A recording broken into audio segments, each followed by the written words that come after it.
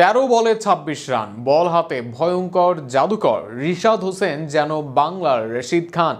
যেখানে সবাই ব্যাট হাতে ঢুকেছেন সেখানে 200 স্ট্রাইক রেটে ব্যাট করেছেন রিশাদ। শুরুর দিকে যখন সহজে জয় পাচ্ছিল ওয়েস্ট ইন্ডিজ, তখন একাই শুরুর 5 উইকেট তুলে নিলেন এই লেগ স্পিনার। রিশাদের বলে ব্যাটে দারুণ দিন নিয়ে বিস্তারিত থাকছে প্রতিবেদনে। রিশাদকে কি রশিদ ভেবে কাপাকাপি অবস্থা ওয়েস্ট ইন্ডিজের?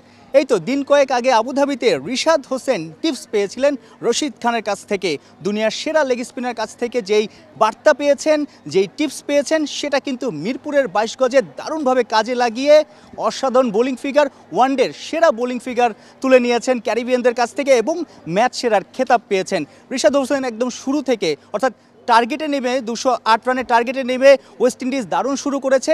মিরাজ পঞ্চম বোলার হিসেবে রিশাদকে এনেছিল। রিশাদ এসেই বলা যায় একদম নাচিয়ে ছেড়েছে ক্যারিবিয়ান ব্যাটারদের।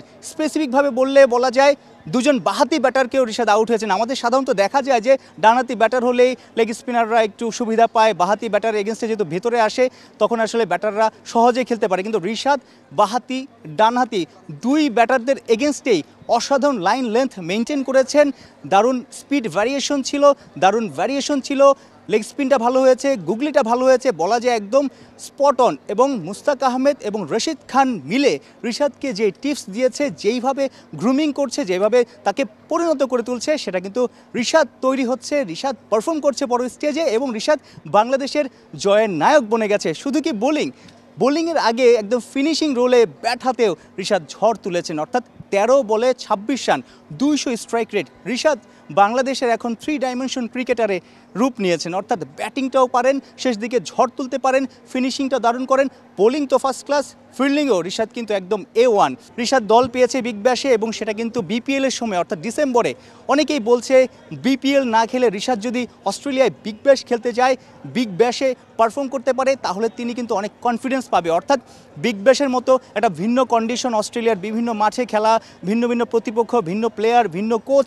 রিশাদ কিন্তু অ্যাজ এ ক্রিকেটার হিসেবে আরও বেশি পরিণত হতে পারবে, যেটা কিন্তু বাংলাদেশেরই পরবর্তীতে সামনে যেহেতু টি20 ওয়ার্ল্ড কাপ আছে, আইসিসির ইভেন্ট আছে অনেক বড় বড় ওয়ানডে এবং টি20 ফরম্যাটে, রিশাদকে আরও বেশি পরিণত করবে বড় স্টেজে পারফর্ম করা। সো অনেকেই বলছে এবং রিশাদ যেভাবে তৈরি হচ্ছে, বিগ ব্যাশেও যদি রিশাদ খেলার সুযোগ পায় বা যেতে পারে, ক্রিকেট বোর্ড যদি পুরোপুরি এনওসি দিয়ে দেয়, নিজেকে অন্য মাত্রায় নিয়ে যাবে রিশাদ হোসেন। একদম বলা যায় বাংলাদেশের ম্যাচ উইনার এবং যেভাবে বোলিং করছে, যেভাবে ব্যাট হাতে পারফর্ম করছে, এইভাবে যদি ধারাবাহিকভাবে পারফর্ম করতে পারে, তাহলে সাকিব আল হাসান যাওয়ার পর একজন জেনুইন অলরাউন্ডারের খোঁজে আছে টিম বাংলাদেশ। রিশাদ কিন্তু সেই জায়গাটা দারুণভাবে ফুলফিল করতে পারে।